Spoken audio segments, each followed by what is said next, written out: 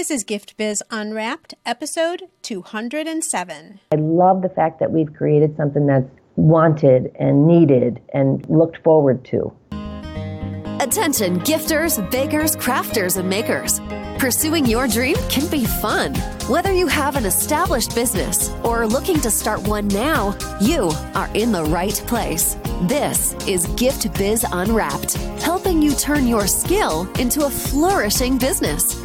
Join us for an episode packed full of invaluable guidance, resources, and the support you need to grow your gift biz. Here is your host, Gift Biz gal, Sue Monheit.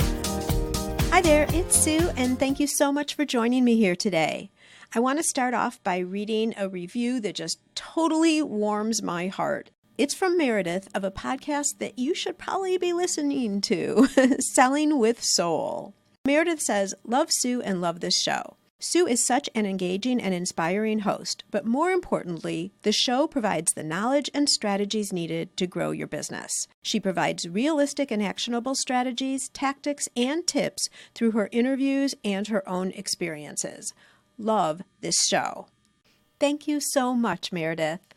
I wanted to read this one in particular because that's what we're trying to do. I'm just not trying to entertain you, although the stories and our guests always are so interesting and enjoyable. But I'm really trying to get you to take action, to listen to one point a guest says, or one new opportunity that we're presenting to you through this show, and applying it into your business. It might be something that'll just take one day and all of a sudden you can have it working in your business. Or it might be a strategy that takes a little while to put together. Either way, my whole vision and goal of this podcast is to be a source for you to be able to get inspiration and find something new, again, that can advance your business. And today's show is no exception. I look forward to sharing with you Christine's story. Now, crazy enough, Christine is the owner of a business that has been in existence now 47 years. So that's a feat unto itself. But she didn't always own the business. She bought it from somebody else. And with that came a whole slew of different challenges versus starting a business by yourself. You can do it either way, but there are implications. You can't just think because you're starting from scratch or somebody bought an existing business that it's easy. It's not. There's always challenges. She shares with us how she worked through those challenges and then also talks about the value of being a certified woman-owned business. Maybe you've never thought about that.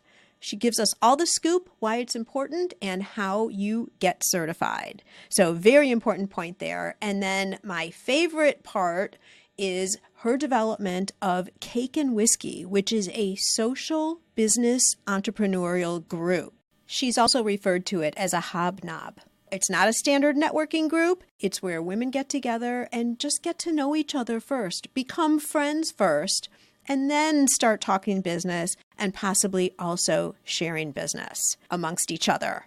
Totally different concept of networking. Dare I say we probably shouldn't even use that term, but it's hugely successful for Christine, and I'm not going to talk any further. Let's just get over to her and hear all the goodness that she's going to bring to this show.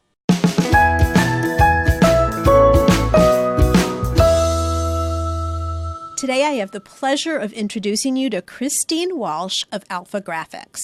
Christine is the owner of a thriving print and graphic shop that's been in business for 47 years. As a woman-owned business, Christine is proud to be employing 5 people and an intern.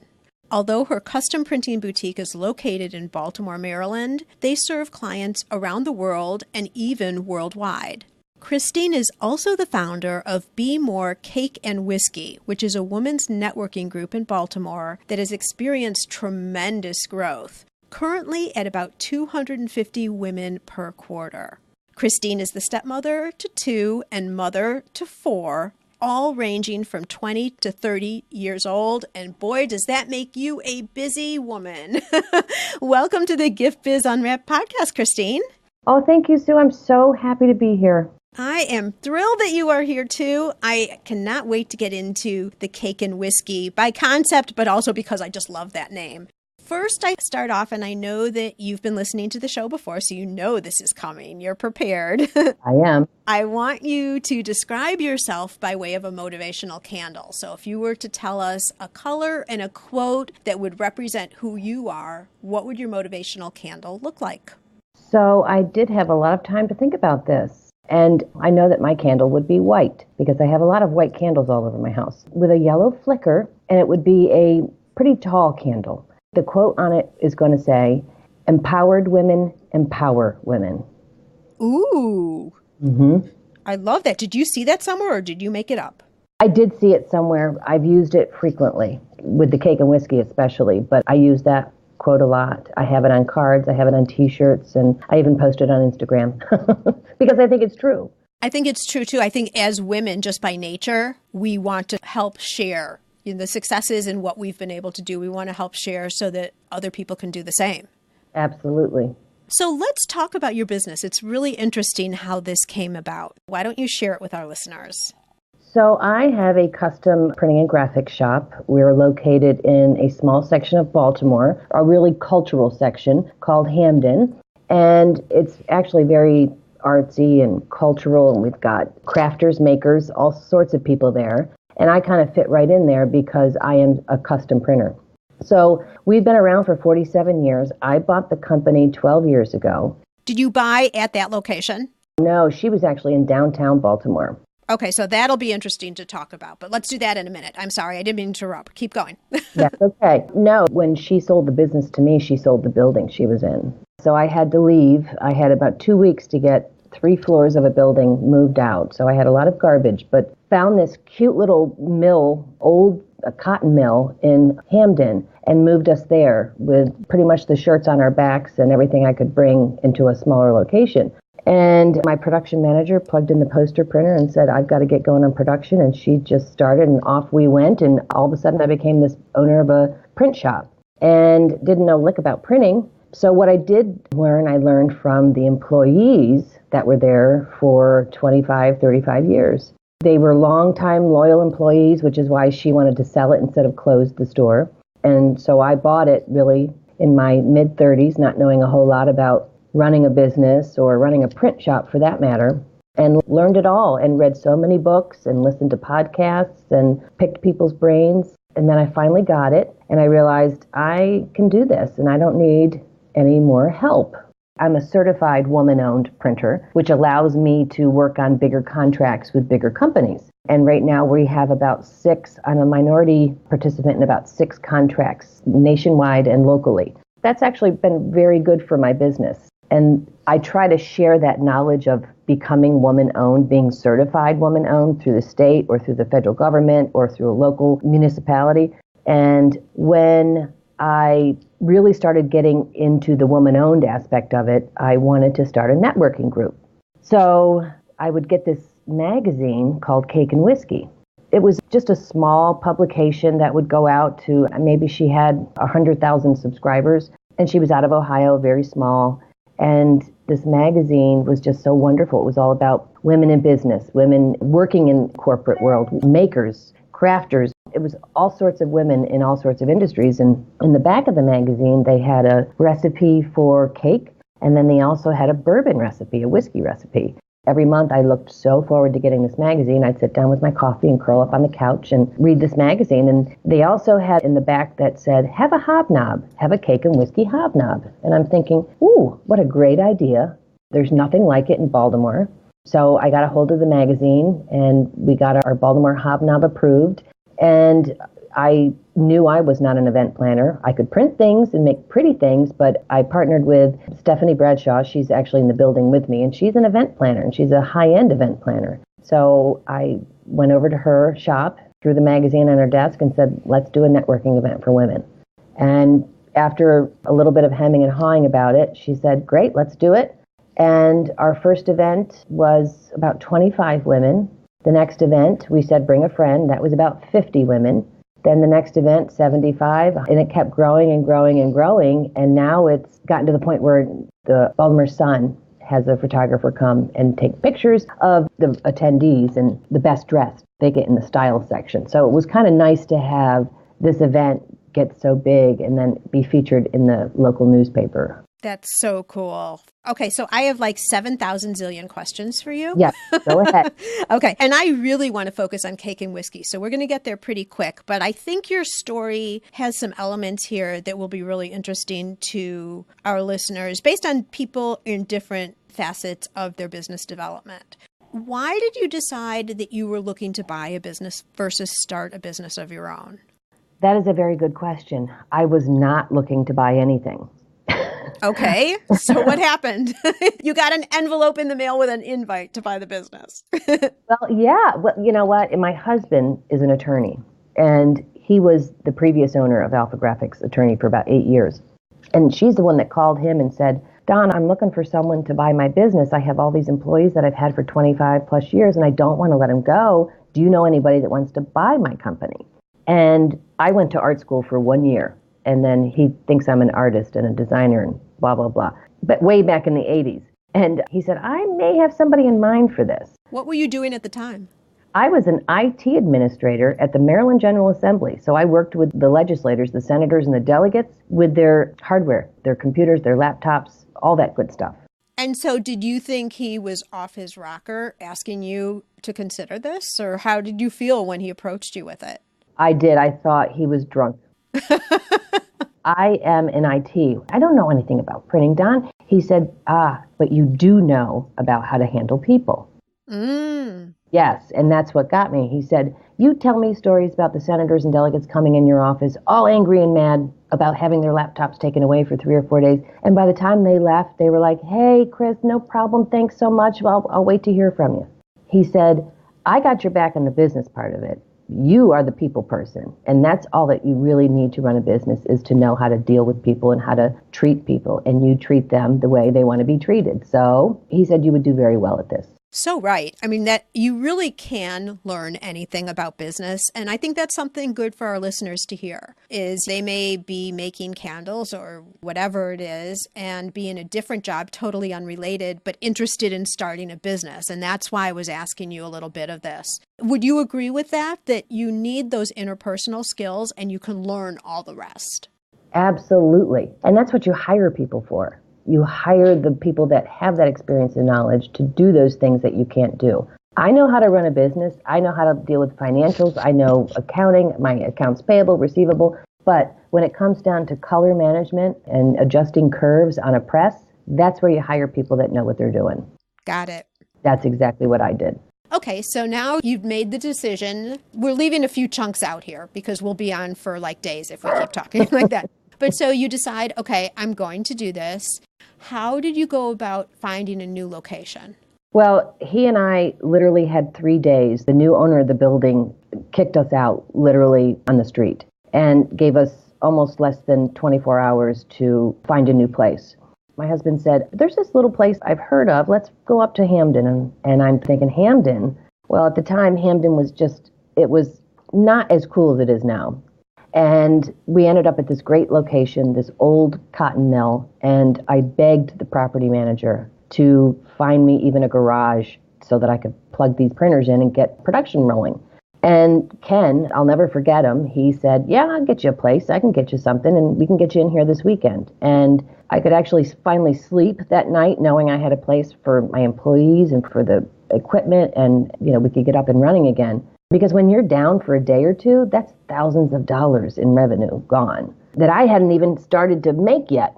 Well, and especially with that uncertain territory of transitioning to a new owner, I think all customers are a little bit on edge then. What's going to happen? Will I have the same quality? Will it be the same experience? So being down just exasperates that issue. It did. And also the fact that the previous owner it was sort of funny. She knew she was retiring. And so the people that really annoyed her when she was running the business, she'd really let them have it. Oh, that's not very nice. Oh, yes. So I had to go in and repair those relationships and explain to them that I was not her and that I'm a different person and this is how I run the business. And hey, let's go have a cup of coffee and meet.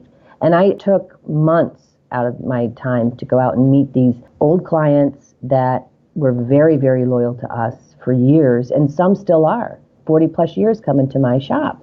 I had to be friends with these people and explain to them that we do care. We'll give you the same high quality you were getting before, minus the yelling and the flack that you got from her. I want to point out that you met them in person. You didn't just call them on the phone. Absolutely. No, I met them in person, whether they were a big client, corporate client, or a very small design client. I did. I went out to them and introduced myself because I knew I was going to lose business if I didn't make it personal.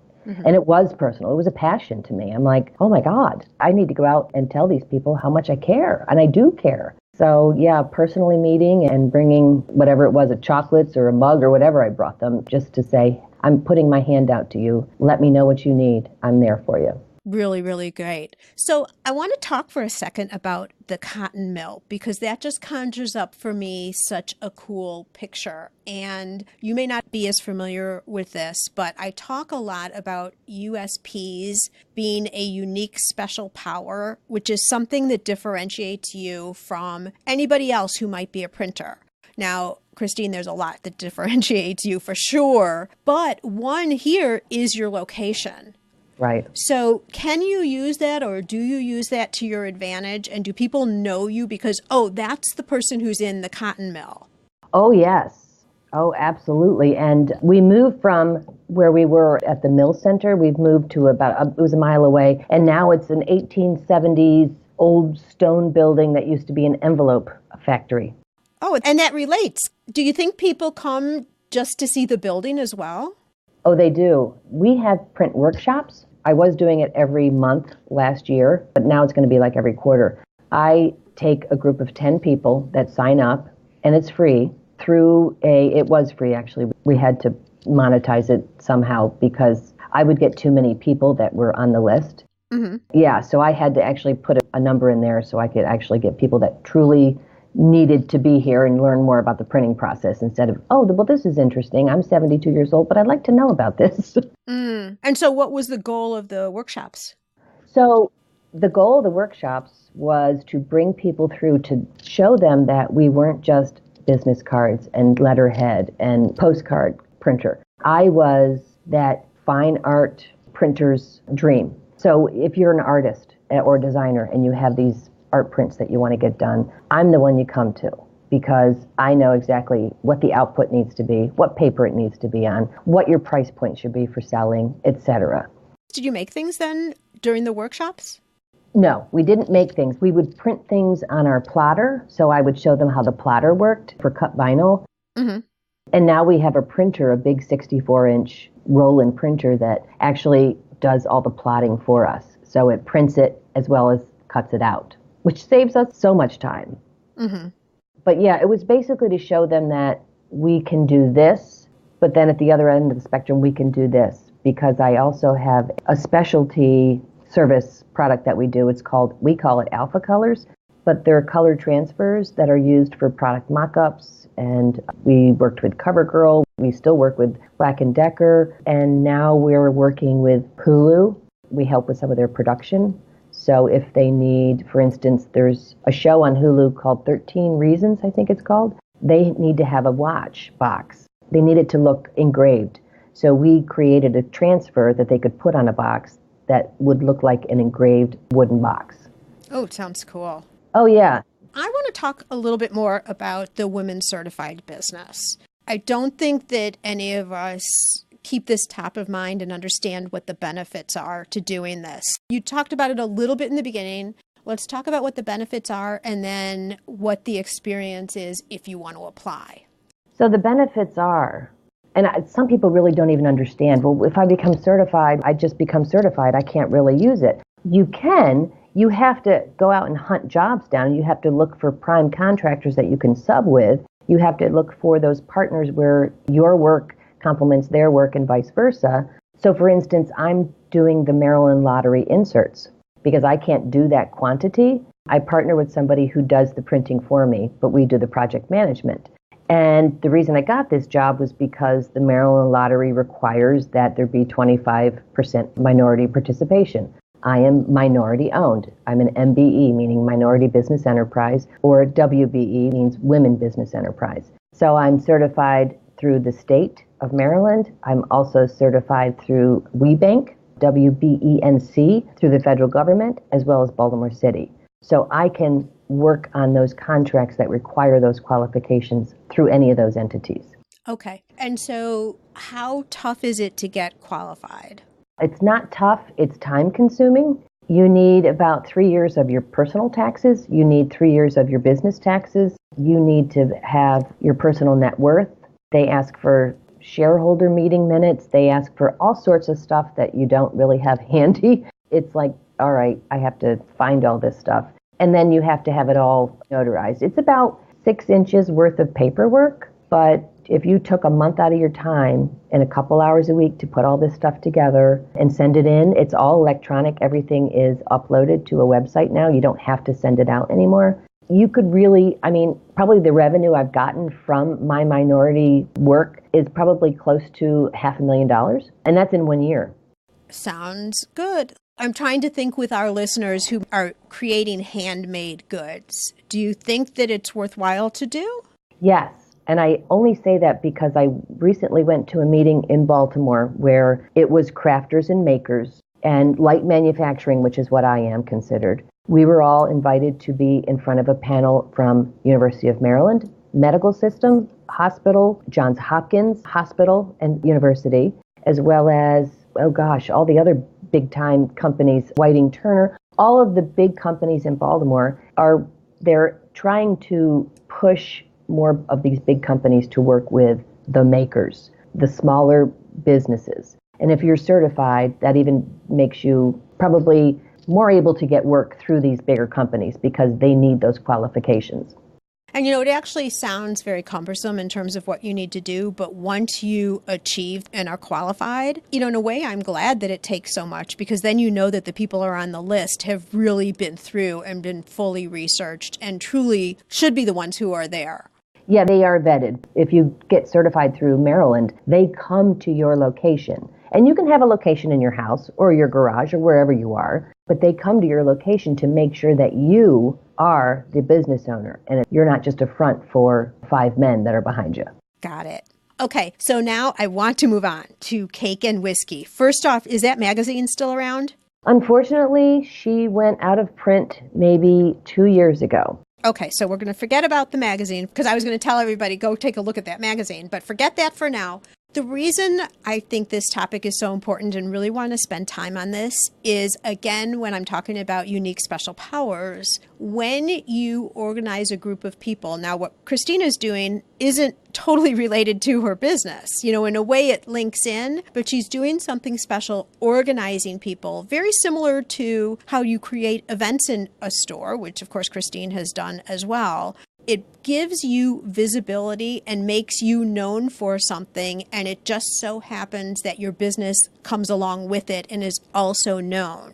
So it's a great way to separate you from other people who own a bakery or anything else that they do. And I'm going to say adds another layer of business credibility on top. So that's why I really want to get into all of this. So let's talk about, you were saying that you partnered up with an event planner who was in the building at the same time. So the two of you did it together. Let's talk through what the benefits are of doing something like this, creating your own networking group, which is totally achievable for anyone who's listening, no matter what level of business you're even at. You could start a networking group, but what would be the benefits that you've seen coming from an established group like this?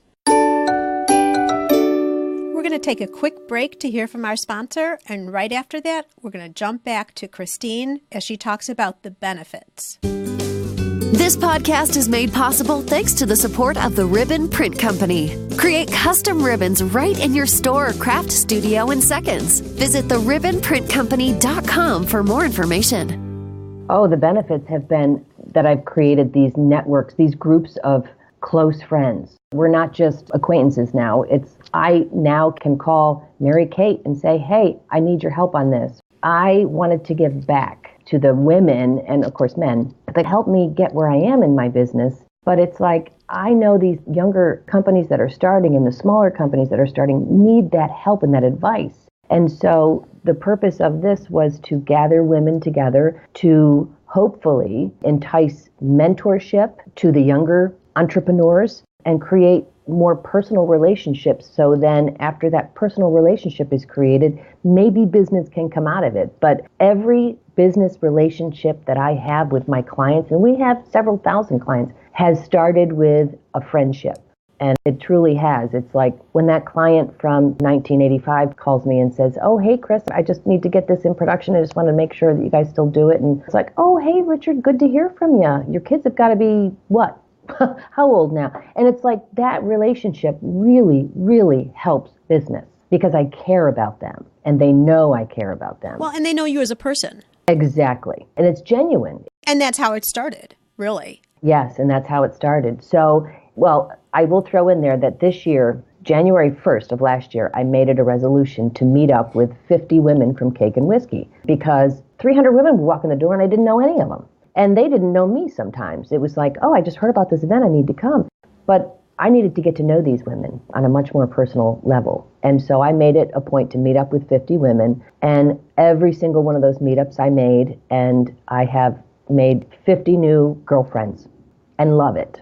I want to make this really actionable to people who are listening who have had their interest a little bit piqued and thinking, wow, maybe a networking group. I wonder if I should start one myself.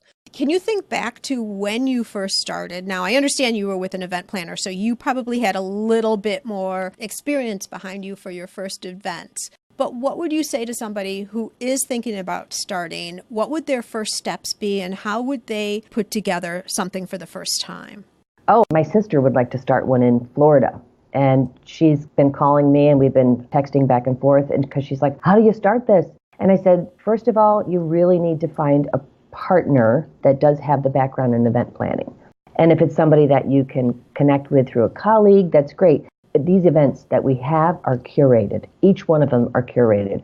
What do you mean by that? What does that mean? Every piece, the flowers, we have a florist put flowers on every table. The cakes are 3-tiered cakes. And there's not just one cake. There's possibly up to 12 cakes on the table at each event. It gets to be a lot. Did you start out that way?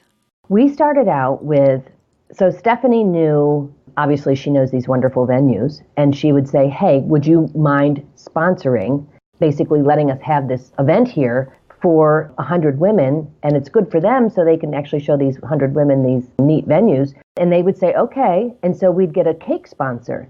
Hey, would you like to make a 3-tiered cake for the next event? You're going to be on all the social media pages. You'll be on the poster. You'll be on anything we have at the event. So it'll get them some exposure. Right down to the flowers. We've had some wonderful florists that make absolutely astonishing looking arrangements and just they make wreaths out of the flowers and it's just absolutely beautiful. So curating, you want to make it an event that people are going to go, wow, this is really nice. Okay, so you're doing it that way because you want the experience to be so good so that people continue to share it.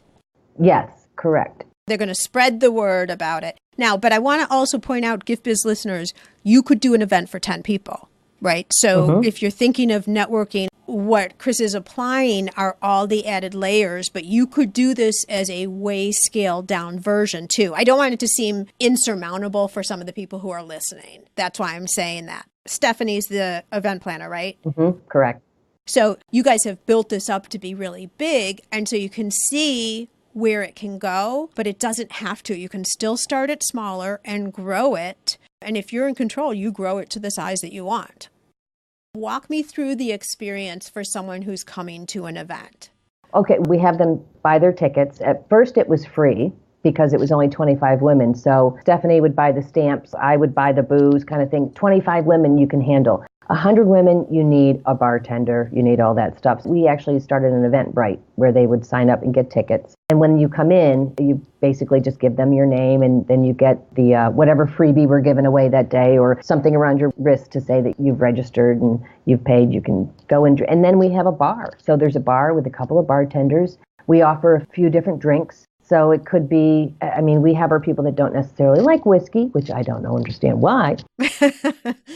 We offer some wine or some champagne or some Prosecco or something like that. And of course, water. And you go up, you ask for the signature drink. We offer a couple of them and you can either get those or whatever. And then you start mingling. At the past couple of them, we've had the pixelated pictures. So you can get in front of a green screen behind you and do some selfies with your friends or with a group of ladies or whatever. And it kind of makes it, you get pictures from the night, which are kind of cool. And then towards the end, Stephanie and I usually get up there and say a few words. And the most recent one we had was our holiday hobnob at the Winslow Room in downtown Baltimore, which is near the stadium. And it was a great turnout. And it was interesting. A woman came up to me and said, "You really have to meet this lady." This was right before I was going to go up and speak. And so I went over to her, and her name was Amy. And Amy just recently started her own business doing inspirational speaking. And I thought, "Amy, I'm going to get you up here and we're going to shout out your business and what you do." And she actually helps women not feel shame for what has happened in their life. I believe her story was her husband was incarcerated, and the shame she felt along with that, she kind of had to break out of that. And now she's become this inspirational speaker. And she got up there and she spoke, and then the crowd just started clapping. And it was just such a wonderful experience to see.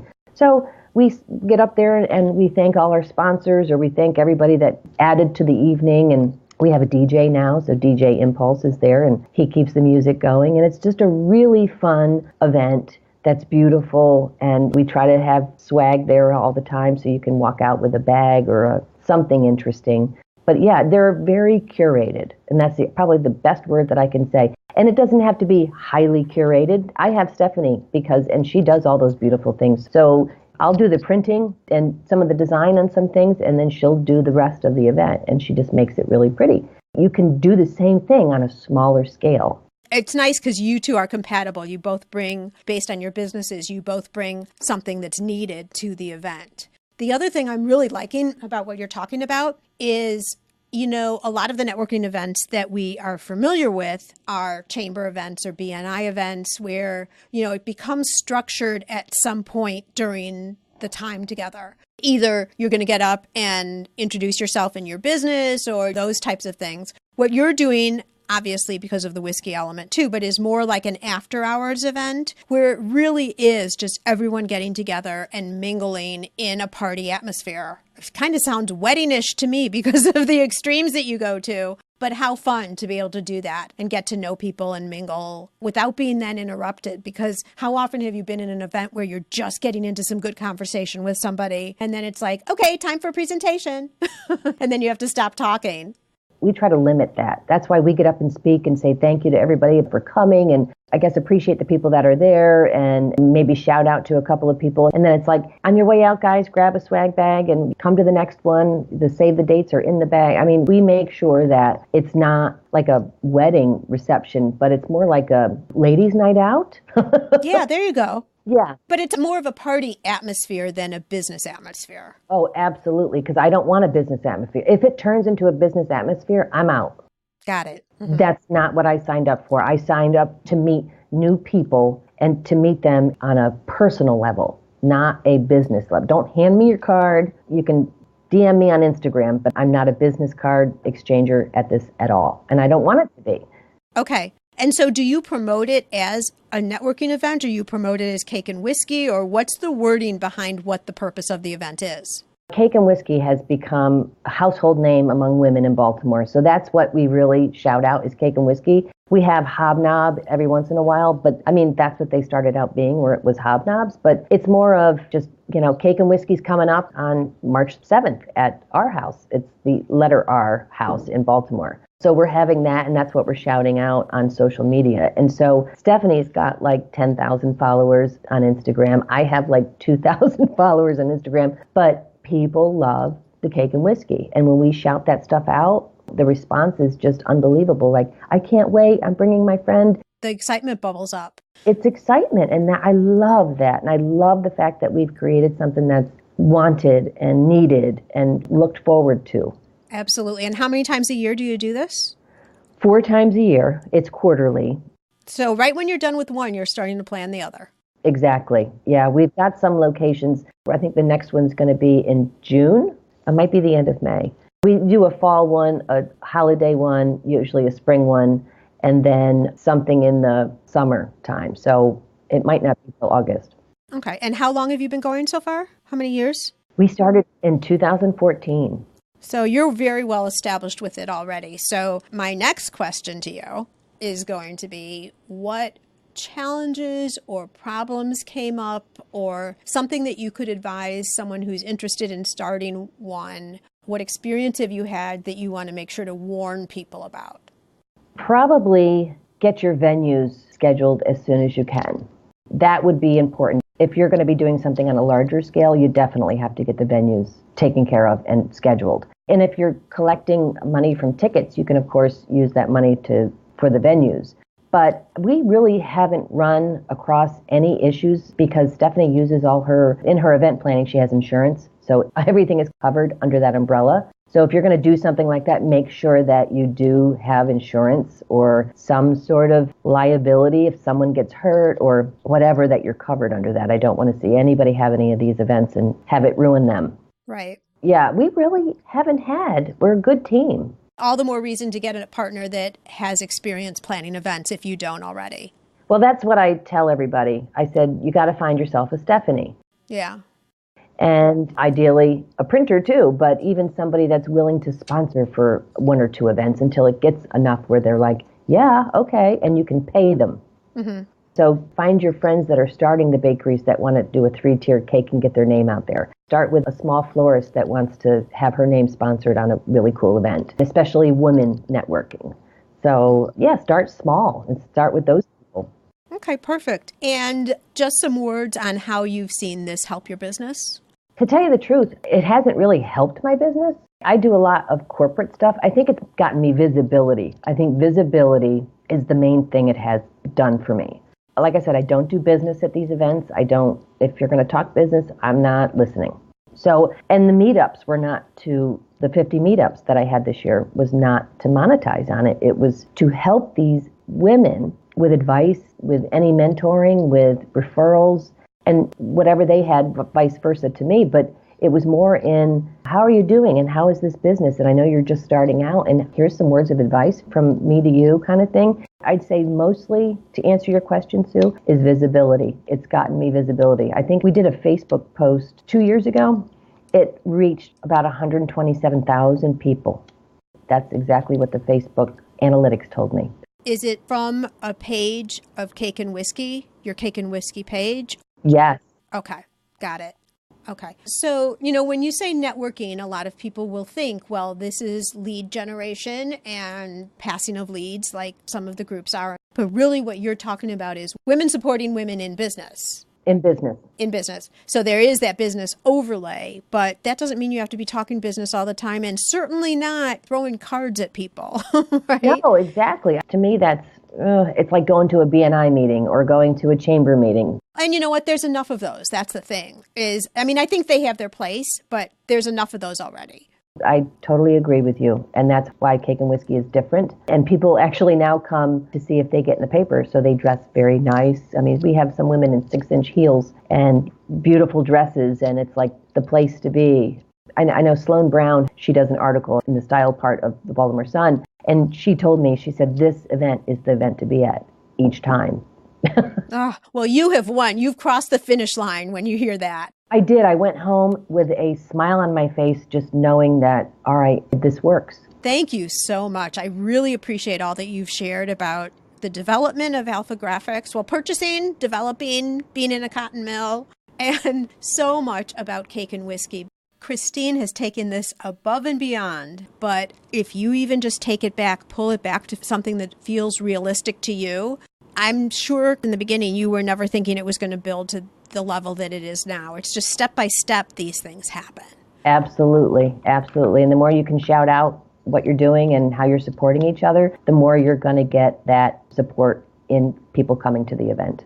Okay, so now I would like to offer you a gift, Christine. I'd like to present you with a virtual gift. It's a magical box containing unlimited possibilities for your future. So this is your dream or your goal of almost unreachable heights that you would wish to obtain. Please accept this gift and open it in our presence. What is inside your box?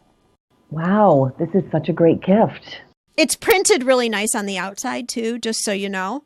Great packaging. It's beautiful. I think the gift that I would want for myself this year, and not for myself, for my business and my employees, is scalability. I really would like to scale the business to the next level. What does that look like? It looks like double our revenue It looks like bigger space. It looks like me not running everything on a daily basis anymore. I don't do that as much, but I still have to be there. But it maybe gives me the opportunity to buy another business. Ooh. Yes. Or to work in a different, atmosphere, environment. To switch things up a little bit. Keep what you have and then do some other things.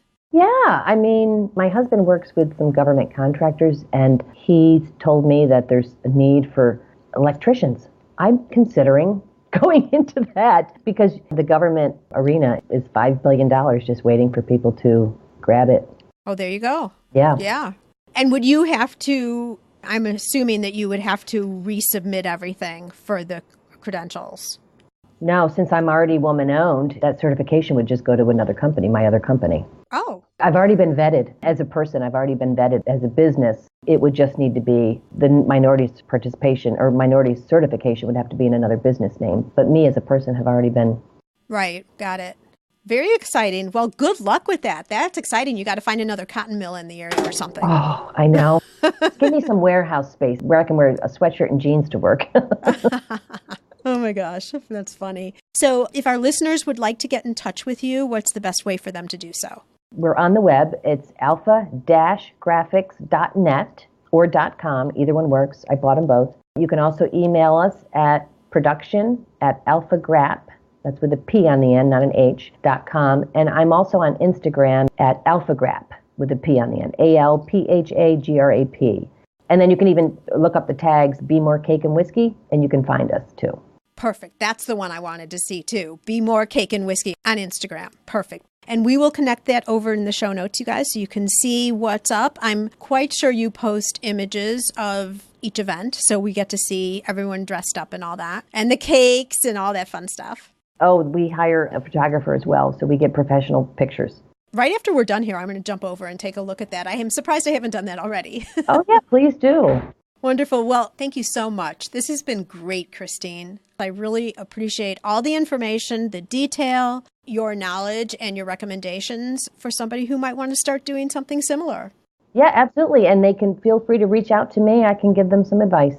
Wonderful. Thank you again. It's been a pleasure having you on the show. Oh, thank you. Wasn't this interview with Christine so much fun? You can just hear the energy and the passion that she brings to Cake and Whiskey. This also carries over into her online pages. If you look at her website or her Instagram account, you're going to see her in action right at the event. She has a lot of pictures there with other women who are enjoying the event, and you also get to see how glamorous, and you can just feel like you're in the room with all of those women. I kind of wish I was in Baltimore right now. In relation to you, I don't want you to underestimate the value of creating something like this and being the woman behind an event that brings people together. As Christine says, it brings direct visibility to your company through an indirect act. Next week, I'm going to share with you a different example of how you can spin your product knowledge and expertise into more. And if you've hung around me for a little while, you know that's all you get. I like to tease you because I want to see you back here again next week. To make sure that happens, it's always helpful to subscribe to the podcast. That way, every time a new episode goes live, it automatically downloads to your phone. And until then, have a wonderful and productive week, and I'll see you again on the next episode of Gift Biz Unwrapped. Bye for now. I want to make sure you're familiar with my free Facebook group called Gift Biz Breeze. It's a place where we all gather and are a community to support each other. I've got a really fun post in there that's my favorite of the week, I have to say, where I invite all of you to share what you're doing, to show pictures of your product, to show what you're working on for the week, to get reaction from other people, and just for fun because we all get to see the wonderful products that everybody in the community is making. My favorite post every single week, without doubt. Wait, what?